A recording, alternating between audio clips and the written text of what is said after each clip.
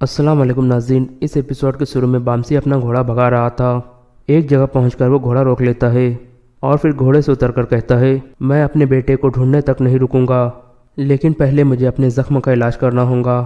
फिर वो अपने ज़ख्म पर पट्टी बांधने लगता है। इतने में तुर्गुत और सिपाही वहाँ पहुँच जाते हैं। तुर्गुत घोड़े से उतरकर बामसी के पास आ जाता है। बामसी कहता है, तुम लोग मेरे पीछे क्यों आए हो? तुर्गुत कहता है, क्या मैं तुम्हें अकेले जाने दे सकता था भाई? बामसी कहता है, तो फिर मेरे साथ चलो, हम इकट्ठे मिलकर लड़ेंगे, लेकिन मैं वापस नहीं जाऊंगा। अगर तुम वापस जाना चाहो तो जा सकते हो। तुर्गुत कहता है, हम वहाँ नहीं जा सकते बामसी, और ना ही तुम। ये इस मसले का हल नहीं है। मैं तुम्हें ऐसे आग में नहीं जाने दूंगा भाई। बामसी कहता है, मेरा बेटा उनके पास है और तुम आग की बात कर रहे हो। मैं अंदर से जल रहा हूँ भाई, मेरे दिल में आग लगी है। इसके बाद तुर्गुत उसे बहुत समझाने की कोशिश करता है, लेकिन बामसी नहीं मानता और तुर्गुत का हाथ झटक कर अपने घोड़े की तरफ बढ़ जाता है। फिर तुर्गुत भी अपने घोड़े पर सवार होकर सिपाहियों को कहता है, हम भी इसके पीछे जा रहे हैं सिपाहियों। ये कहकर वो आगे बढ़ जाते हैं। दूसरी यानी ब्लेफ के किले में एक कमांडर अंदर आकर कहता है, अर्तुल साहब ने एक संदूक भेजा है सरदार। दरेगोस कहता है, उसे अंदर ले आओ। फिर दो सिपाही संदूक उठाकर अंदर लाते हैं।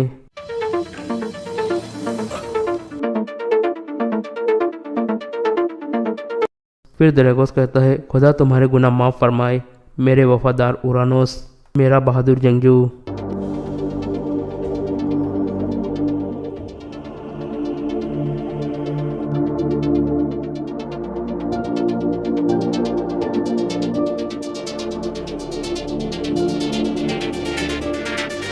इतने में कमांडर कहता है, हुजूर इसके अंदर एक खत भी है। ये सुनकर दरेगोस वो खत उठा लेता है और उसे खोलकर पढ़ने लगता है। उस पर लिखा था, आलिंजक मरा नहीं है ड्रेगोस, वो मेरे पास है। अब वो एक बेकार आदमी है जिससे हलाकू खान नफरत करता है। जब मैं उसे कोनिया के सुल्तान के हवाले कर दूंगा तो मुझे तुम्हारी मौत और किले का मुआसरा करने का फरमान मिल जाएगा। मैं जान चुका हूँ कि तुम कौन हो, तुम्हारा वक्त आ चुका है। सुलेमान शाह का बेटा अर्तुरुल। ये पढ़कर दरेगोस सख्त परेशान हो जाता है। दूसरी यानी जंगल में मर्गिन आलंजक के पास मौजूद था। इतने में एक सिपाही वहाँ पहुँचता है और मर्गिन को बताता है कि अर्तुल साहब कल आएंगे और आलिंजक को ले जाएंगे। ये कहकर वो सिपाही वापस मुड़ जाता है। फिर मर्गिन कहता है, तुम कब तक खामोश रहोगे? तुम्हारी मौत आसान नहीं होगी। अर्तुल साहब कल तुम्हें लेने आ रहे हैं। आलिंजक कहता है, अर्तुल को मुझ जैसे आदमी को अपने फ़ायदे के लिए इस्तेमाल करना चाहिए। मैं अभी मरना नहीं चाहता। मर्गिन कहता है, तो फिर बोल पड़ो। आलिंजक कहता है, ये इतना आसान नहीं है। अर्तुल को पहले मेरी शर्तें कबूल करनी होंगी। मर्गिन पूछता है, क्या शर्तें? आलिंजक कहता है, हलाकू खान अब मुझे ज़िंदा नहीं रहने देगा। मैं यहाँ से दूर जाना चाहता हूँ। ارطل مجھے وہ سونا دے گا جس کے پیچھے میں بہت وقت سے پڑا ہوں، اور اسے میری جان بخشنی ہوگی۔ پھر میں اسے وہ موت دوں گا جو وہ چاہتا ہے۔ دوسری جانب ترگت اور سپاہی بامسی کے پیچھے جا رہے ہوتے ہیں، لیکن بامسی انہیں چکمہ دے کر ایک جگہ چھپ جاتا ہے۔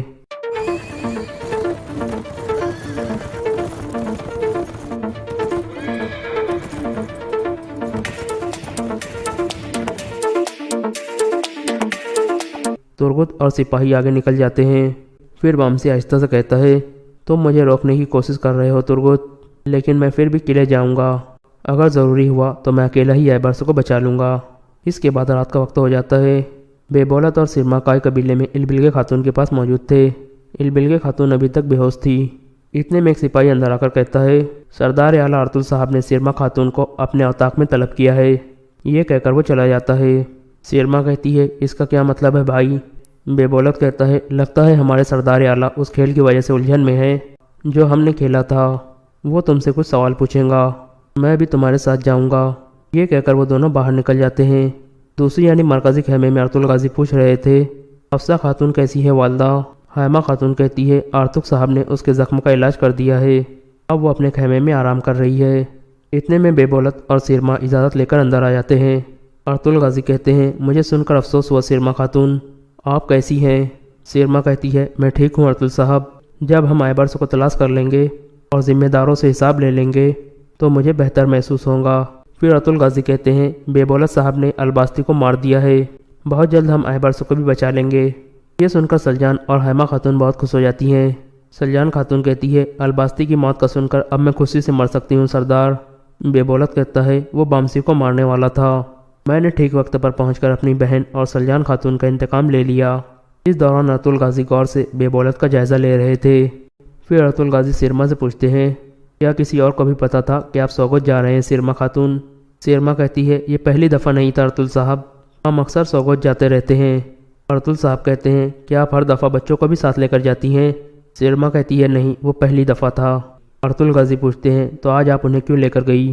سرما کہتی ہے، بچے اکتا گئے تھے، حفصہ خاتون انہیں سوگت لے کر جانا چاہتی تھی، میں نے اس کی مدد کی۔ اتنے میں بے بولت کہتا ہے، لازمی وہ ڈاکو کئی دنوں سے بچوں کے انتظار میں تھے، اور جب انہوں نے بچوں کو دیکھا تو انہوں نے حملہ کر دیا۔ پھر ارطل غازی کہتے ہیں، میں بے بولت صاحب سے اکیلے میں بات کرنا چاہتا ہوں، سب خواتین باہر چلی جائیں۔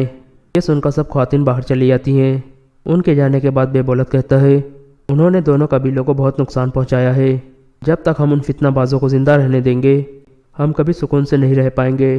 ارطل غازی کہتے ہیں، یہ سرزمین کبھی بھی آسان نہیں تھی رہنے کے لیے، لیکن ہم اس آگ کو بھی بجھا دیں گے جیسے ہم نے دوسری تمام آگوں کو بجھایا ہے۔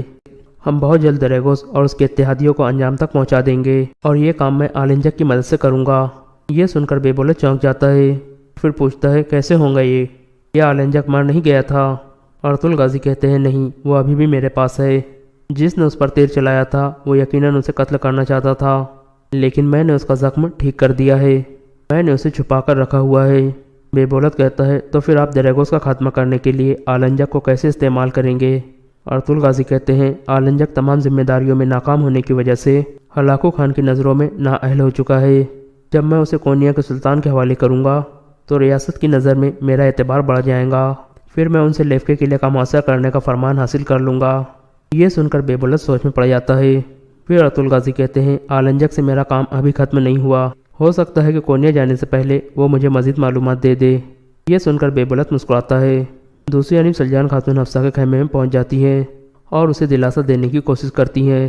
حفصہ خاتون کہتی ہے، آپ ایبرس کی خاطر ان کے پیچھے گئی اور ان سے لڑی، آپ کا شکریہ سلجان بہن۔ سلجان خاتون کہتی ہے، ایبرس میرا بھی بیٹا ہے حفصہ بہن، میں جانتی ہوں کہ تب کیا محسوس ہوتا ہے جب آپ اپنے بیٹے کو خیمے میں نہیں دیکھتے اور اس کی آواز نہیں سنتے۔ اس طرح کے وقت میں ہمیں کسی دوست کی ضرورت ہوتی ہے جس کے ساتھ ہم اپنا درد بانٹ سکیں۔ حفصہ خاتون دوبارہ سلجان خاتون کا شکریہ ادا کرتی ہے۔ اسی دوران بے بولت دوسرے خیمے میں جا چکا تھا اور سخت غصے میں کہہ رہا تھا، میرا تیر کیسے آلنجک کے دل کو چیر نہ سکا، اس کا ہر سانس میرے لیے مصیبت ہے۔ اتنے میں ایک سپاہی اندر آ کر اسے ایک خط دیتا ہے۔ بے بولت اسے کھول کر پڑھنے لگتا ہے۔ اس پر لکھا تھا، میں خفیہ جگہ پر تمہارا انتظار کر رہا ہوں، دریگوس۔ اتنے میں سرما اندر داخل ہوتی ہے تو بے بولت خط چھپانے لگتا ہے۔ سرما پوچھتی ہے، یہ کیا ہے بھائی؟ بے بولت کہتا ہے، یہ اہم نہیں ہے سرما، یہ تاجروں کی طرف سے ہے، میں ابھی قبیلے کی طرف جا رہا ہوں، مجھے زیادہ دیر اپنے قبیلے سے دور نہیں رہنا چاہیے، تو مل بلگے کے صحتیاب ہونے تک اس کے ساتھ رہنا۔ یہ کہہ کر بے بولت باہر نکل جاتا ہے۔ دوسری یعنی مرکزی خیمے میں ارطغرل غازی نے ایک نقشہ سامنے رکھا ہوا تھا۔ اتنے میں دمرل اندر آ کر بتاتا ہے کہ ترگس صاحب نے ایک سپاہی کے ذریعے پیغام بھیجا ہے، وہ ابھی بھی بامسی کو تلاش کر رہے ہیں۔ ارطغرل غازی کہتے ہیں بامسی نے لازمی انہیں جھانسا دیا ہوگا تاکہ وہ اکیلا جا سکے، انہیں لازمی بامسی کو روکنا ہوگا۔ میں نے بے بولت اور دریگوس کو بتا دیا ہے کہ کل میں آلنجک کو کونیا لے کر جا رہا ہوں، الباستی یقیناً کونیا والے راستے میں ہمارے لیے جال بچھائیں گا۔ یہ خبر ترگت تک پہنچا تو عبد الرحمن وہ کچھ سپاہیوں کو بامسی کے پیچھے چھوڑ کر لازمی کونیا والے راستے پر آ جائے اور اچانک الباستی کو دبوچ لے۔ دریگوس اور الباستی آپس میں مل گئے ہیں، ہم اپنی ایک تلوار سے ان کے 2 حصے کر دیں گے، اور یہ ایپیسوڈ یہاں ختم ہو جاتا ہے۔ Story of Sultan Jalal Uddin Muhammad Khwarazm Shah, part 33۔ Baghdad اور دوسرے اسلامی ممالک کے شہروں سے حوصلہ افزا پیغامات نے سلطان جلال الدین اور اس کے سپاہیوں میں ایک نئی روح پھونک دی۔ سلطان نے آذربائیجان پر یلغار کی اور بہت سے علاقے ان حکمرانوں سے چھین لیے جنہیں سلطان سے غداری کے صلے میں تاتاریوں نے حکومت عطا کی تھی۔ پھر اس نے گرجستان اور تفلیس کا رخ کیا۔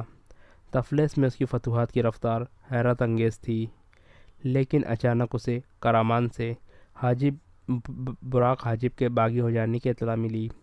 سلطان نے اپنے ساتھ 3000 سوار لے کر یلغار کرتا ہوا 17 دن میں تفلیس سے کرامان پہنچا۔ براق حاجب نے معذرت کی اور اپنے وعدوں پر قائم رہنے کا یقین دلایا۔ سلطان واپسی پر چند روز اصفہان ٹھہرا۔ یہاں اسے خلیفہ ظاہر کی وفات اور خلیفہ منتصر کی جانشینی کی خبر ملی، اور اس کے ساتھیوں سے یہ خبر ملی کہ تفلیس میں تاتاریوں کے ہاتھوں بکے ہوئے سرداروں نے پھر بغاوت کر دی ہے اور وہ عیسائیوں کی مدد سے آذربائیجان کے شہروں پر حملہ کر رہے ہیں۔ سلطان یہ سن کر یلغار کرتا ہوا آذربائیجان پہنچا اور چند ہفتوں میں باغیوں کی سرگوبی کرنے کے بعد تبریز لوٹ آیا۔ تبریز پہنچ کر سلطان کو معلوم ہوا کہ تاتاریوں کی ٹڈی ڈل افواج رے کی طرف پیش قدمی کر رہی ہے۔ سلطان کے پاس فوجی قوت زیادہ نہ تھی، لیکن آئے دن اسے ایک خبر موصول ہو رہی تھی کہ طاہر کی کوششوں سے دور دراز کے اسلامی ممالک سے رضاکاروں کے دستے بغداد میں جمع ہو رہے ہیں۔ بعض رضاکار براہ راست تبریز کا رخ کر رہے تھے۔ تاتاریوں کے رے پہنچ جانے کے بعد سلطان کو جاسوسوں نے اطلاع دی کہ تاتاری موصل کی طرف پیش قدمی کر کے بغداد اور دوسرے اسلامی ممالک سے اس کی رسد و کمک کے راستے منقطع کرنا چاہتے ہیں۔ سلطان نے یہ خدشہ بھی محسوس کیا کہ اگر تاتاری رے سے ہمدان پہنچ گئے تو ممکن ہے کہ وہ کردستان اور موصل میں ایک طویل دفاعی مورچہ بنانے کی بجائے سیدھے بغداد پر حملہ کر دیں گے، اور عالم اسلام کا یہ آخری مورچہ بھی نابود ہو جائے گا۔ چنانچہ سلطان نے تاتاریوں کی تمام توجہ اپنی طرف مبذول رکھنے کے لیے اصفہان کا رخ کیا اور چند دن کی تیاری کے بعد وہاں سے رائے کی طرف کوچ کر دیا۔ رائے کے قریب تاتاریوں کے لشکر سے مقابلہ ہوا اور جان توڑ حملوں سے اس نے تاتاریوں کو پیچھے ہٹنے پر مجبور کر دیا، لیکن سلطان کے بھائی غیاث الدین نے، جو اپنی فوج کے بائیں بازو کی قیادت پر فائز تھا، بدترین غداری کا ثبوت دیا اور اپنی فوج کے ساتھ میدان چھوڑ کر بھاگ گیا۔ تاتاریوں نے سلطان کی فوج کا ایک بازو خالی دیکھ کر قلب پر حملہ کر دیا اور اس کی فوج کے پاؤں اکھاڑ دیے۔ سلطان نے پیچھے ہٹ کر دوبارہ لشکر کو منظم کرنے کے بعد حملے کیے، لیکن تاتاریوں کے لشکر کی تعداد اور غیاث الدین کی غداری نے اس کے سپاہیوں کو بددل کر دیا تھا۔ وہ فتح سے مایوس ہو کر فقط سلطان کے حکم کی تعمیل میں لڑ رہے تھے۔ تاتاریوں کی ایک فوج عقب میں پہنچ کر گھیرا ڈالنے کی کوشش کر رہی تھی۔ سلطان نے چاروں طرف سے مایوس ہو کر فوج کو پسپائی کا حکم دیا اور مار دھاڑ کرتا ہوا میدان سے نکل گیا۔ تاتاریوں نے اصفہان تک سلطان کا تعاقب کیا، لیکن صحرائے گوبی میں چنگیز خان کی وفات نے تمام شہزادوں اور سرداروں کو واپس ہونے پر مجبور کر دیا۔ واپس تبریز پہنچ کر سلطان نے عبد الملک کی وساطت سے خلیفہ منتصر کو خط لکھا کہ اب فیصلہ کن جنگ کا وقت آ گیا ہے، آپ تیار رہیں۔ تاتاریوں کے واپس آنے تک کوہ البرز سے لے کر آرمینیا تک ان کے عیسائی حلیفوں کی گوشمالی کے لیے میرے مٹھی بھر سپاہی کافی ہے۔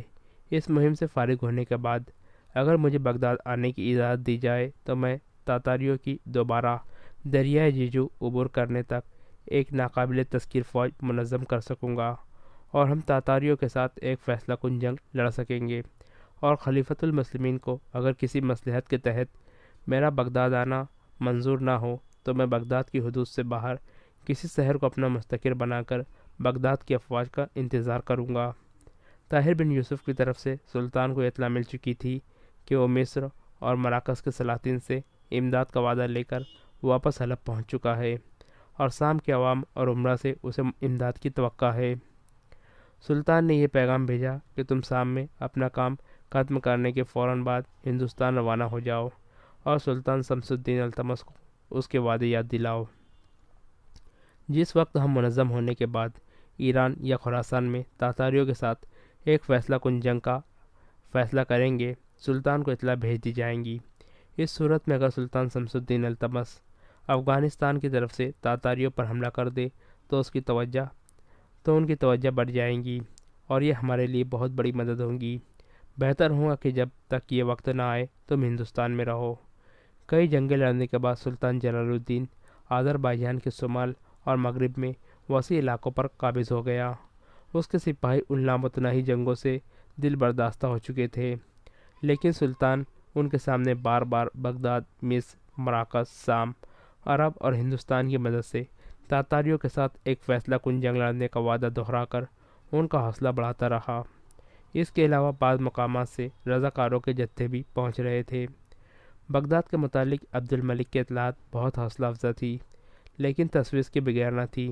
خلیفہ منتصر فوج کی تنظیم کے لیے طاہر کی ہدایت پر عمل کر رہا تھا۔ ترک رضاکاروں کے علاوہ اس نے بغداد میں آنے والے رضاکاروں کے لیے بھی اپنی فوج کے دروازے کھول دیے تھے۔ اس نے دریائے دجلہ کے کنارے ایک بہت بڑی فوجی درسگاہ بھی قائم کر دی تھی، اور عبد الملک کو اس درسگاہ کا ناظم اعلیٰ بنا دیا تھا۔ یہ سب باتیں بہت حوصلہ افزا تھیں، لیکن عبد الملک نے سلطان کے نام اپنے چند مکتوبات میں بعض خدشات کا اظہار بھی کیا تھا۔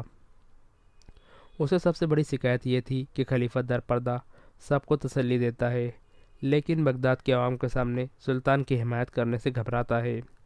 تاتاریوں کا سفیر جو اس کے باپ کے عہد میں بغداد سے نکالا جا چکا تھا، اب پھر وہ واپس آ گیا ہے، اور خلیفہ کے ساتھ اس کی لمبی چوڑی ملاقاتیں ہوتی ہے۔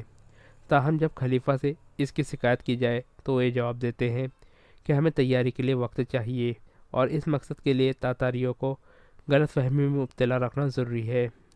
عبد الملک نے سلطان جلال الدین کو یہ بھی لکھا کہ تاتاری سفیر لوٹ مار کی بے پناہ دولت کا ایک حصہ بغداد لے آیا ہے، اور اس سے سلطنت کے عمال، علماء اور اہل الرائے طبقے کو خریدنے کی کوشش کی جا رہی ہے۔ بعض لوگ اعلانیہ طور پر تاتاریوں کے خلاف اعلان جہاد کی مخالفت کر رہے ہیں، لیکن سلطان جلال الدین مایوس ہونے والوں میں سے نہیں تھا۔ وہ شمال مغرب کی مہم سے فارغ ہوتے ہی تبریز پہنچا۔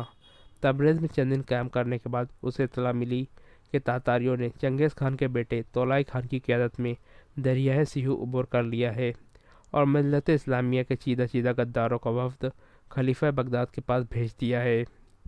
سلطان نے عبد الملک کے نام ایک طویل مراسلہ بھیج کر ہمدان کا رخ کیا۔ ملاقات کی درخواستوں کا جواب آنے پر عبد الملک خلیفہ کی خدمت میں حاضر ہوا۔ خلیفہ نے عبد الملک کی خواہش کے مطابق اس کے ساتھ تخلیہ میں ملاقات کی۔ خلیفہ منتصر نے جلال الدین کا مکتوب پڑھ کر تھوڑی دیر سوچنے کے بعد کہا، تولائی خان نے 5 لاکھ سپاہیوں کے ساتھ دریائے سیہو عبور کر لیا ہے، اور ضرورت کے وقت وہ شاید 5 لاکھ اور کمک منگوا سکے۔ تمہارے خیال میں اس وقت سلطان جلال الدین کے پاس کتنی فوج ہوگی؟ عبد الملک نے جواب دیا، یہ درست ہے کہ سلطان جلال الدین کے پاس اس وقت بہت تھوڑی فوج ہے، لیکن آپ جانتے ہیں کہ اس نے 60-70 ہزار سپاہیوں کے ساتھ افغانستان میں سیگی توتو کی 2 لاکھ کی فوج کو عبرتناک شکست دی تھی، اور اب مٹھی بھر سپاہیوں کے ساتھ کرامان، آذربائیجان، کفکاز، تفلس اور آرمینیہ کے وسیع علاقوں پر قابض ہو چکا ہے۔ خلیفہ نے کہا، اس وقت ہماری ساری فوج 3 لاکھ ہے۔ فرض کرو اگر بغداد سے باہر کسی میدان میں شکست ہو جائے تو تاتاریوں کے ہاتھ بغداد کا کیا حشر ہوگا؟ عبد الملک نے کہا، اگر خلیفۃ المسلمین آج ہی اعلان جہاد کر دے تو میں یقین دلاتا ہوں کہ میں 1 ہفتے کے اندر صرف اسی شہر سے 3 لاکھ رضاکار بھرتی کرا دوں گا، اور پھر آپ دیکھیں گے کہ مراکز سے لے کر عراق تک अनगिनत सिपाही आपके झंडे तले जमा हो रहे हैं। वो सिर्फ आपके ऐलान के मुंतज़िर होंगे। तातारियों ने आज तुम पर फतह हासिल नहीं की है। तातारियों ने आज हम पर फतह हासिल नहीं की है, हमारे इंतज़ार से फ़ायदा उठाया है। मुझे यकीन है कि जिस दिन बगदाद की अफवाज हमदान पहुँचेंगी, उसी दिन हिंदुस्तान से सुल्तान शमसुद्दीन अल्तमस बल्क तक पहुँच चुका होगा और तुर्किस्तान, खुरासान और ईरान की बुझी हुई राख में इंतकाम के शोले भड़क उठेंगे। और मुझे ये भी यकीन है कि हालत में तातारी दरियाए जीजू से आगे बढ़ने की जुर्रत नहीं करेंगे। खलीफा ने कहा, अब्दुल मलिक, हमें डर है अगर शिकस्त हो गई तो बगदाद का क्या अंजाम होगा। फतेह और शिकस्त अल्लाह ही के हाथ में है, लेकिन तारीख शाहिद है कि डर से आज तक किसी मुल्क को फ़ायदा नहीं पहुंच सका। आप सोचिए कि जलालुद्दीन इस वक्त आलम इस्लाम का आखिरी मोर्चा संभाले हुए है। अगर ये मोर्चा टूट गया तो हम तातारियों के सैलाब को बगदाद की तरफ बढ़ने से नहीं रोक सकेंगे। मैं सिर्फ आपसे ये पूछने आया हूँ कि बगदाद से हमारी अफवाज कब रवाना होंगी। वक्त बहुत कम है और ये ज़रूरी है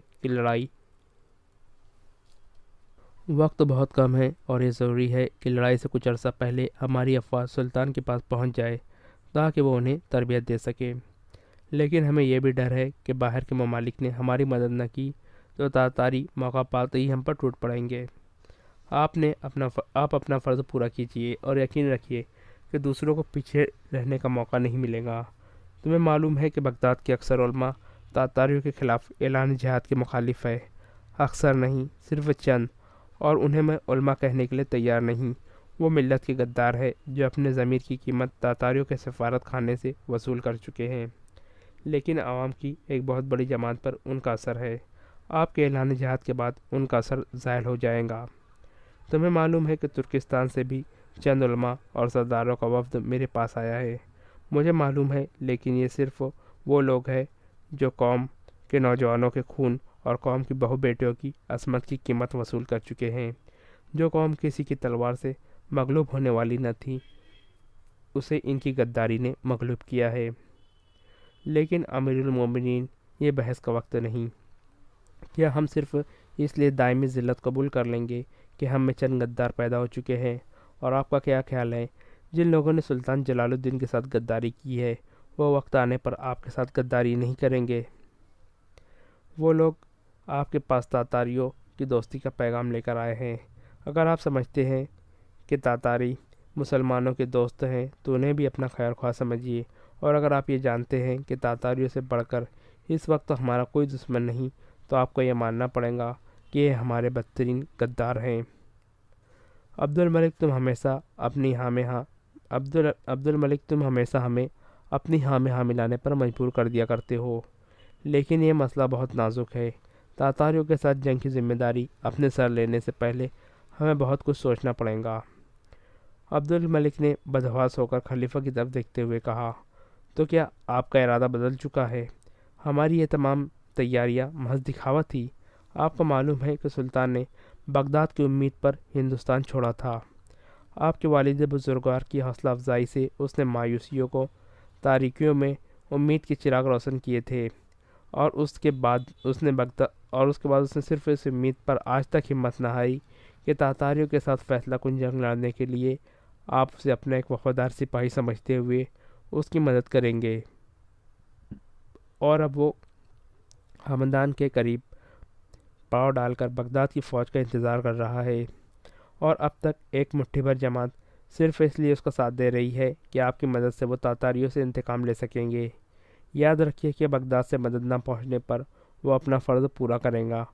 और आपसे मायूस होने के बाद भी ये भी मुमकिन है कि उसके बाद साथी उसका साथ छोड़ जाए। लेकिन तातारियों की फ़तह के बाद कोई भी दयानतदार मौरिक ये कहने की जरूरत नहीं करेगा कि सुल्तान जलालुद्दीन ख्वारज़म शाह को तातारियों ने शिकस्त दी, बल्कि वो ये कहेंगे कि जब वो आखिरी बार तातारियों से नबर्द आज़मा हुआ तो उसके भाई उसकी तलवार छीन चुके थे। अब ये सोचना आपका काम है कि दुनिया में आपके मुतालिक क्या राय होंगी।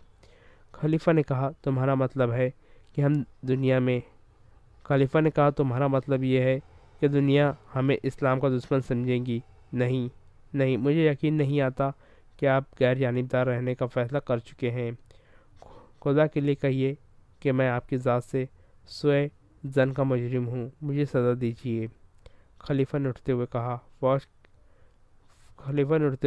کہاں؟ فوج کا مستقر ہے؟ نہیں، دوسرے کمرے میں، وہاں بہت سے لوگ جمع ہے، شاید وہ تمہیں ہماری مجبوریوں کی وجہ سمجھا سکے۔ خلیفہ نے یہ کہتے ہوئے ایک تالی بجائی، ایک غلام کمرے میں داخل ہوا۔ خلیفہ نے کہا، عبد الملک کو ہمارے دربار میں پہنچا دو۔ عبد الملک دربار میں پہنچا۔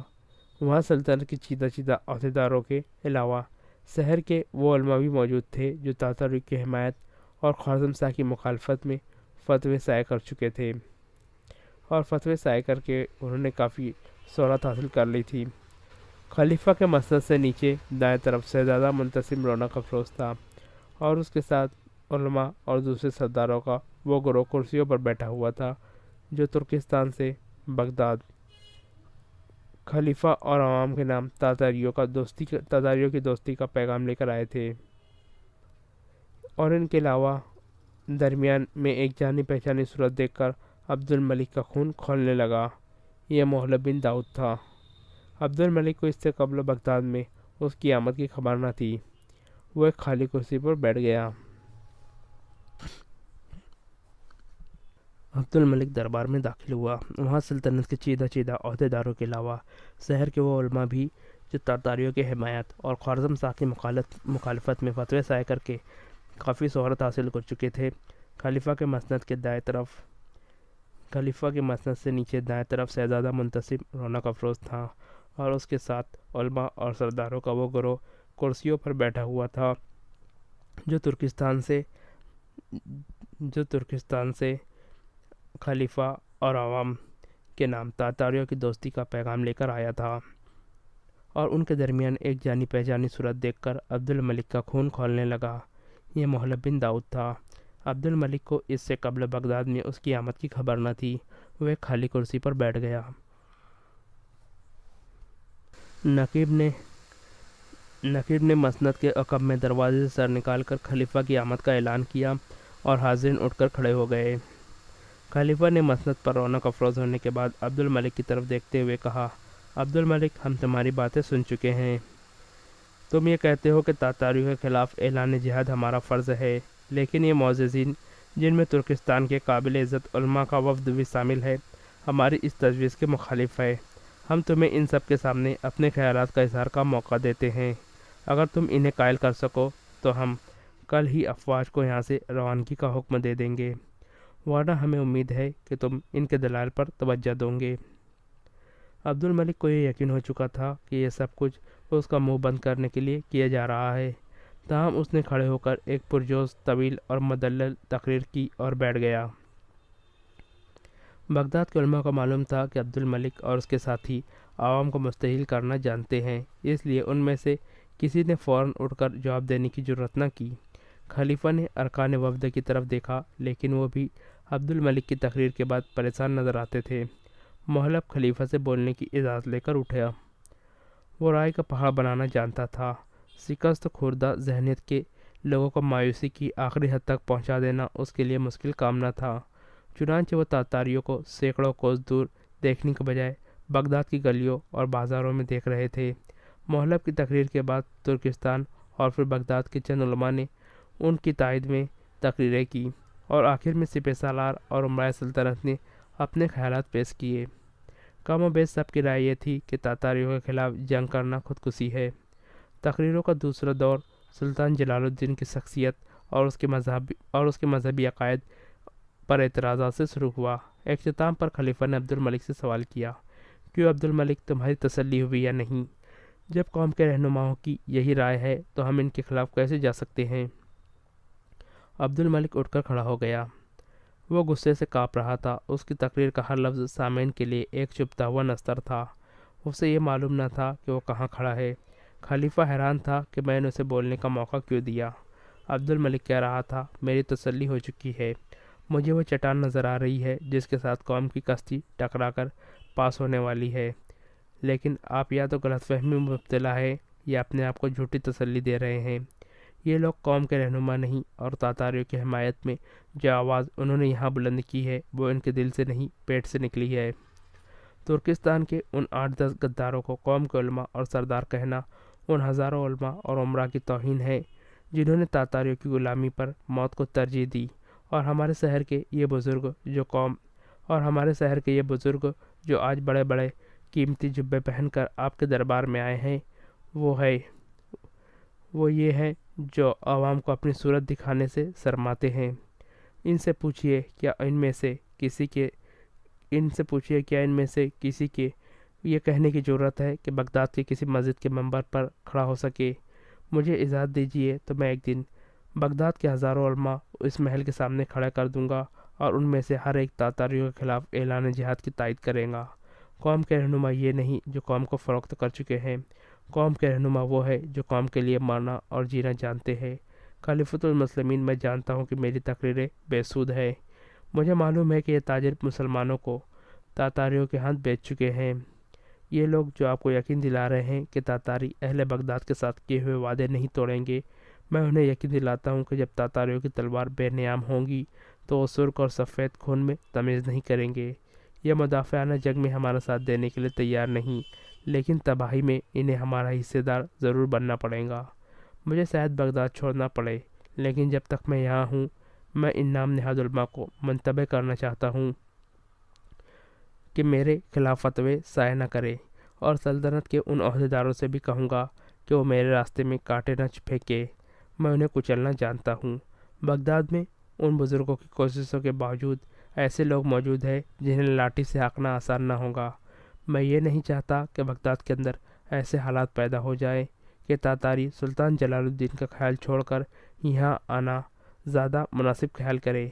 میں سرکاری افواج کو ورگلانے کی کوشش بھی نہیں کروں گا، لیکن وہ رضاکار جو باہر سے صرف سلطان جلال الدین کی مدد کے ارادے سے آئے ہیں میں انہیں وہاں بھیجنے میں حق بجانب ہوں۔ ممکن ہے کہ حکومت بغداد اور تاتاریوں کی مصالحت کے متعلق سنتے ہی وہ مایوس ہو کر اپنے گھروں کو لوٹ جائے۔ بہرحال میں کوشش کروں گا کہ وہ جس مقصد کے لیے آئے ہیں اسے پورا کرے۔ میں اب جاتا ہوں، لیکن جانے سے پہلے ایک بات پر خلیفۃ المسلمین کی توجہ خاص طور پر مبذول کرنا چاہتا ہوں۔ وہ یہ ہے کہ محلب بن داؤد وحید الدین اور سابقہ وزیر اعظم کا قاتل ہے۔ میرا یہ کہنا بے سود ہے کہ اسے گرفتار کیا جائے، لیکن خلیفہ کے محل سے نکلتے ہوئے کسی پر عقب سے حملہ کرنا، خواہ وہ خلیفہ کی اجازت سے ہو یا اجازت کے بغیر، ایک غیر شریفانہ فعل ہے، اور آپ کو یقین دلاتا ہوں کہ میں کچھ احتیاط کا بھی عادی ہوں۔ محل سے باہر اس وقت کم سے کم 10,000 آدمی ہیں جو شام تک میرے واپس نہ جانے کی صورت میں محل کی تلاشی لینے کی کوشش کریں گے۔ اب میں جاتا ہوں۔ محل سے باہر نکلتے ہوئے عبد الملک کی آنکھوں سے آنسو بہہ رہے تھے۔ وہ یہ کہہ رہا تھا، ان پتھروں میں زندگی پیدا کرنا میرے بس میں نہیں۔ بغداد کی تباہی مقدر ہو چکی ہے۔ دروازے سے باہر آدمیوں کا ہجوم تھا۔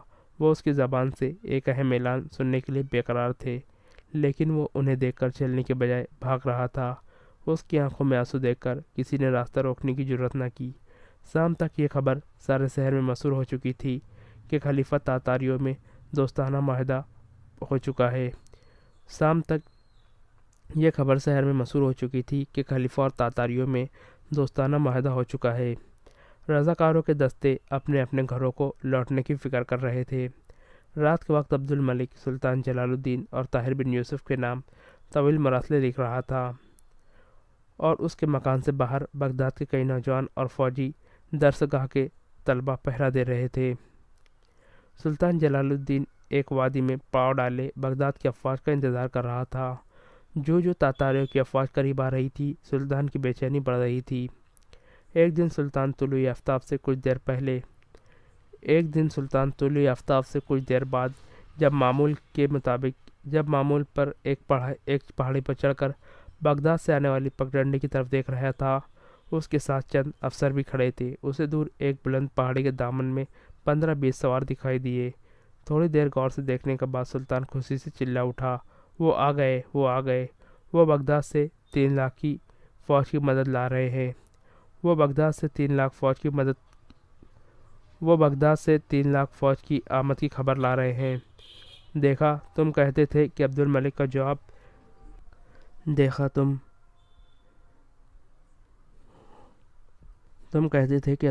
جواب آنے میں چند دن اور لگیں گے، لیکن میں کہتا ہوں کہ اگر آدھی رات کے وقت بھی میرا ایلچی بغداد پہنچا تو عبد الملک اس وقت تک خلیفہ کو جگا کر میرے مکتوب کا جواب حاصل کرے گا۔ تم خلیفہ کے متعلق شکوک ظاہر کیا کرتے تھے، لیکن میں یہ کہتا تھا کہ ابھی خلیفہ کے خاموش رہنے میں بہت سی مصلحتیں ہیں۔ اب ہم طولائی خان کو وہی سبق دیں گے جو ہم نے افغانستان میں سیگی توتو کو دیا تھا۔ خلیفہ کے ایلچی آ رہے ہیں۔ فوج کے تمام سپاہیوں کو حکم دو کہ خیمے سے باہر نکل کر ان کا خیر مقدم کریں۔ تھوڑی دیر بعد سلطان کے سپاہیوں کی مختصر سی جماعت قطاریں باندھ کر کھڑی تھی۔ سوار قریب پہنچ کر گھوڑے سے اترے۔ سلطان نے اپنے چند سالاروں کے ساتھ آگے بڑھ کر ان کا خیر مقدم کیا اور کہا، تم بہت جلد پہنچے، تم سب میری طرف سے خلعت کے حقدار ہو۔ ایک شخص نے آگے بڑھ کر عبد الملک کا مراسلہ پیش کیا۔ سلطان نے کہا، یہ مراسلہ پڑھنے سے پہلے میں یہ پوچھنا چاہتا ہوں کہ بغداد کی افواج کب وہاں سے روانہ ہوں گی؟ وہ ایک دوسرے کی طرف پریشان ہو کر دیکھنے لگے۔ سلطان نے مراسلہ کھولتے ہوئے کہا، تمہیں یقیناً ان باتوں کا علم نہیں ہوگا۔ عبد الملک بہت محتاط آدمی ہے۔ مراسلہ پڑھتے وقت سلطان کا چہرہ زیادہ پڑ گیا۔ اس کی حالت اس شخص کی سی تھی جس پر اچانک بجلی گر پڑی ہو۔ وہ اپنے ساتھیوں کی طرف دیکھنے لگا۔ مراسلہ اس کے کانپتے ہوئے ہاتھوں سے گر پڑا۔ وہ مسکرایا، لیکن اس کی مسکراہٹ آنسوؤں سے کہیں زیادہ دردناک تھی۔ اس نے بھرائی ہوئی آواز میں کہا، مجھے معلوم تھا، لیکن مایوسی کی انتہا انسان کو خود فریبی کا عادی بنا دیتی ہے۔ میں ریت پر محل تعمیر کر رہا تھا۔ مبارک عبد الملک کا خط پڑھ کر ان سب کو سناؤ، اور اس کے بعد جو جانا چاہے انہیں میری طرف سے اجازت ہے۔ میں طاقت کے خلاف لڑ سکتا ہوں، مایوسی کے خلاف لڑ سکتا ہوں، لیکن قدرت کے خلاف نہیں لڑ سکتا۔ مجھے قدرت سے شکایت نہیں، ہم پر قدرت کا یہ احسان معمولی نہ تھا کہ اس نے مٹھی بھر انسانوں کو کئی برس تک تاتاریوں کا سیلاب روکنے کی ہمت دی۔ لیکن جب مسلمان ہی بیدار نہیں ہوتے، جب وہ اجتماعی زندگی پر انفرادی موت کو ترجیح دینا چاہتے ہیں، تو قدرت سے کیا شکایت؟ قدرت کسی کے لیے اپنا قانون نہیں بدلتی۔ سلطان نے ایلچیوں سے مخاطب ہو کر کہا، تم جاؤ، عبد الملک نے مجھے لکھا ہے کہ وہ چند دن تھوڑے بہت سپاہی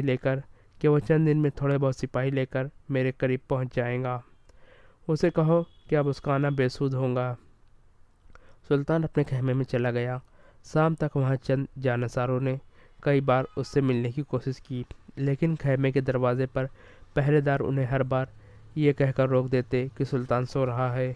اس نے حکم دیا ہے کہ جب تک تمہیں میں نہ بلاؤں میرے پاس کوئی نہ آئے۔ چند دن کے بعد سلطان نے آذربائیجان کا رخ کیا۔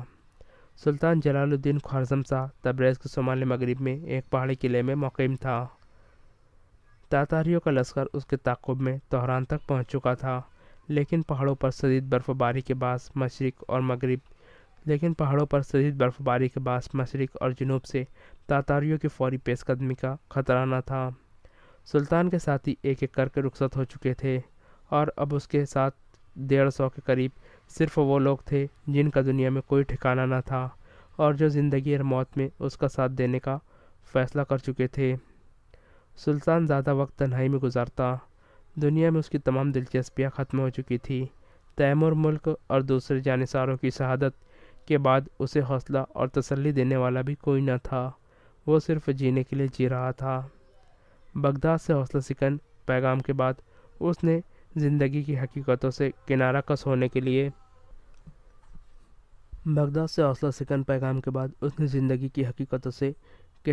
ہونے کے لیے شراب نوشی شروع کر دی۔ ہوش کا ہر لمحہ اپنے لیے ناقابل برداشت سمجھتے ہوئے وہ مدہوش رہنے لگا، اور جب مدہوشی کی حالت میں بھی تلواروں کی جھنکار کا تصور اسے پریشان کرتا تو وہ رقص سرود کی محفل آراستہ کرنے کا حکم دیتا، لیکن اسے سکون نصیب نہ ہوتا، اور وہ اپنے ساتھیوں سے کہتا، شراب اور راگ بغداد کے عمرہ کو زندگی کی تلخ حقیقتوں سے بیگانہ کر دیتے ہیں، لیکن مجھے ان سے بھی سکون حاصل نہیں ہوتا۔ کبھی کبھی وہ اپنے ساتھیوں سے کہتا، میں ایک بہت بڑا مینار ہوں جس کی بنیادیں ہل چکی ہے، تم یہاں سے چلے جاؤ، مجھے ڈر ہے کہ جب میں گروں گا تو تم نیچے دب جاؤ گے۔ کبھی وہ قلعے کا دروازہ کھلوا کر باہر نکل جاتا اور پہروں برف باری کے طوفانوں میں پہاڑیوں میں گھومتا پھرتا۔ کبھی وہ سرام کا جاب ہونٹوں تک لے جا کر پھینک دیتا اور سراہیاں توڑ ڈالتا۔ کبھی کونے میں پڑی ہوئی تلوار اٹھاتا، اسے نیام سے نکال کر دیکھتا اور اپنے کسی ساتھی کو بلا کر کہتا، دیکھو یہ میرا منہ چڑھا رہی ہے، نہیں شاید میری طرح یہ بے جان لوہا بھی مضطرب ہے، شاید اسے بھی خود فراموشی کی ضرورت ہے، جاؤ اسے شراب کے مٹکے میں ڈبو دو۔ ایک دن برف پڑ رہی تھی۔ قلعے کے اندر سلطان کے سامنے رقص سرور کی محفل گرم تھی، شراب کے دور چل رہے تھے۔ دروازے کے پہرے دار نے آ کر اطلاع دی کہ بغداد سے عبد الملک آپ کو تلاش کرتا ہوا یہاں آ پہنچا ہے اور وہ حاضر خدمت ہونے کی اجازت چاہتا ہے۔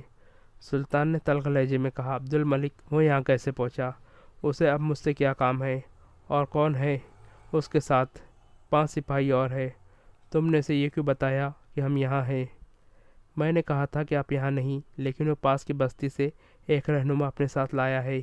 وہ یہ بھی کہتا ہے کہ آذربائیجان میں کئی ہفتے بھٹکنے کے بعد اس نے بڑی مشکل سے آپ کا سراغ لگایا ہے۔ ایک شخص نے کہا، سلطان معظم، ممکن ہے کہ وہ بغداد سے کوئی اچھی خبر لایا ہو۔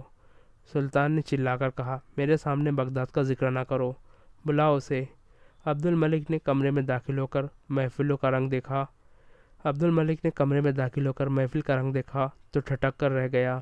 آؤ عبد الملک، آگے آ جاؤ، رک کیوں گئے؟ میرے قریب بیٹھو، سلطان نے کہتے ہوئے شراب کا پیالہ اٹھا کر منہ سے لگا لیا۔ خوارزم شاہ نے گانے والوں سے کہا، تم خاموش کیوں ہو گئے؟ گاؤ۔ راگ پھر شروع ہوا۔ سلطان نے شراب کی سراہی سے پھر پیالہ بھرا اور چند گھونٹ پینے کے بعد اپنے سامنے رکھتے ہوئے کہا، عبد الملک، میں سمجھتا تھا کہ یہ مقام زندگی کی نگاہوں سے بہت دور ہے۔ مجھے امید تھی کہ یہاں تک میرا پیچھا کوئی نہیں کرے گا، لیکن اب مجھے ٹھکانہ بھی بدلنا پڑے گا۔ تم بغداد کی افواج کہاں چھوڑ آئے ہو؟ تم نے یہاں آ کر ان باتوں کی یاد تازہ کر دی ہے جنہیں میں بھول جانا چاہتا تھا۔ سلطان نے پھر شراب کا پیالہ اٹھا لیا، لیکن عبد الملک نے اس کے ہاتھ سے پیالہ چھین کر دور پھینک دیا اور خنجر نکال کر سلطان جلال الدین کو پیش کرتے ہوئے کہا، سلطان معظم، میں نے شاید گستاخی کی ہے، یہ لیجئے، مجھے اپنے ہاتھ سے موت کے گھاٹ اتار دیجئے، میں یہ نہیں دیکھ سکتا، میری آنکھیں نکال دیجئے۔ راگ بند ہو چکا تھا اور محفل میں سناٹا چھا رہا تھا۔ سلطان نے غیر متوقع اطمینان کے بعد عبد الملک کی طرف دیکھا اور سراہی اٹھا کر اس کی طرف بڑھاتے ہوئے کہا، یہ لو، اسے بھی توڑ ڈالو، میں خود کئی مرتبہ انہیں توڑ چکا ہوں، ایسی چیزیں ٹوٹنے سے ختم نہیں ہوتی، یہ مٹی کے ٹھیکرے ہیں جو ایک بار ٹوٹنے سے ختم نہیں ہوتے، دوبارہ جڑ سکتے ہیں، اور اگر یہ جڑ نہ سکے تو نئے بنائے جا سکتے ہیں۔ یہ انسان کا دل نہیں جو ایک بار ٹوٹنے کے بعد ہمیشہ کے لیے ناکارہ ہو جاتا ہے۔ عبد الملک کی پریشانی اور تذبذب پر سلطان جلال الدین نے سراہی دیوار کے ساتھ دے ماری۔ عبد الملک نے ابدیدہ سا ہو کر کہا، سلطان معظم، میں نے اپنی زندگی میں